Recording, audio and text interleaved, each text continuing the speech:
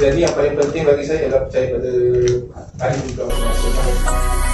Ada yang tenaga kuat, ada tenaga yang tak berkuat, ada yang lemah daripada segi pembacaan. Macam saya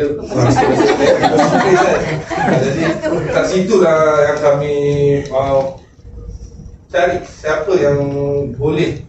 Tak semestinya saya ketua, saya akan bagi arahan kepada semua untuk ikut apa yang saya cakap. Tapi saya cuba berkomunikasi dengan ahli kumpulan kami mana idea yang terbaik untuk kita selesaikan masalah. Okay. Lepas tu untuk bahagian fokus pada tugas yang diberi, alhamdulillah semua fokus sehingga tertinggal satu, tapi alhamdulillah juga siap ke semua. Okay. Idea, alhamdulillah idea, walaupun idea masing-masing berlainan idea, tak adalah sampai bercakap tu insyaAllah tak terjadi. Tapi ada biasanya sendiri.